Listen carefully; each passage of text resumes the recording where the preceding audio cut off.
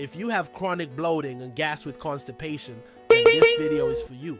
We're gonna talk about the most common causes and what to do about it. Hi there, I'm a doctor. If you're new here, I make weekly videos giving you health tips and answering your health questions. Make sure you subscribe so you don't miss any of my new videos. So bloating and gas are very common, and usually it's not a big deal. It usually goes away on its own, and you can relieve it by passing gas or having a bowel movement. However, some people have chronic bloating and gas that doesn't go away easily. Some people might even say that their stomach is always full of gas. They feel bloated all the time. And if this is you, then this video is for you. I'm going to talk about the most common causes of bloating and gas with constipation and what to do about it. Number one cause of bloating and gas with constipation is not eating enough fiber. The way our gut works is that we have trillions of bacteria that make up our microbiome, and they need food.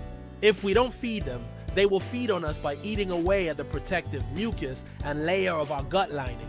This causes microscopic leaks in the gut wall, and undigested food particles leak into your small intestine. Your body recognizes these foreign particles and sends in an immune response. This causes inflammation and the feeling of bloating. To avoid this, make sure that you eat enough green leafy vegetables, nuts and seeds, and whole grains. If you're not sure if you're getting enough fiber, you can take a daily supplement of 20 to 30 grams of fiber per day. The second most common cause is not drinking enough water. When we don't drink enough water, our gut has a hard time digesting the food and absorbing nutrients. This makes the gut have to work harder, and it becomes swollen and bloated. It also slows down the passage of food through the intestines, making constipation worse. So make sure that you're drinking enough water, especially before, during, and after a meal. The third most common cause of bloating and gas is swallowing air. When we swallow air, it can cause the stomach to expand and the lower esophageal sphincter to relax, allowing stomach acid to reflux back into the esophagus. This causes heartburn or GERD, as well as bloating. Some people swallow air because they eat too fast. They don't chew their food well, or they have gastrointestinal diseases like scleroderma or achalasia. The fourth most common cause is having a bacterial overgrowth in the small intestine. Normally, most of the bacteria is in the large intestine. But if you have a bacterial overgrowth in the small intestine, then there's too much bacteria in the wrong place. This causes bloating, gas, and diarrhea.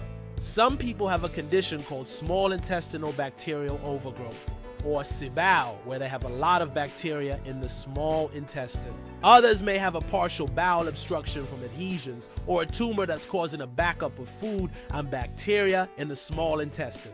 The fifth most common cause is undigested protein. If someone is allergic to dairy or has lactose intolerance, then they may not be digesting their milk or their milk products. This can cause bloating, gas, and diarrhea. Other people may not be digesting their meat or their eggs because they don't have enough stomach acid. This can also cause bloating, gas, and diarrhea. And number 6 is undigested carbohydrates. When we eat certain carbohydrates, like in starches or sugar alcohols, like in sugar-free candy or bread, our gut bacteria ferment them. This produces gas and causes bloating. Some people have a condition called irritable bowel syndrome, where their gut bacteria is extra sensitive to these carbohydrates. This causes massive amounts of gas and bloating. There are other less common causes of bloating, but these are the most common. So if you're suffering from bloating and constipation, start by eating more fiber, drinking more water, chewing your food well, avoiding swallowing air, and see if that helps. If not, then see your doctor to get tested for the other conditions. I hope this was helpful. Please let me know your thoughts. Do you have any tips on how to relieve bloating? If you do, please share them in the comments below. You may also want to check out my other videos on constipation, diarrhea, and abdominal pain. Thank you so much for watching. Stay healthy, my friends.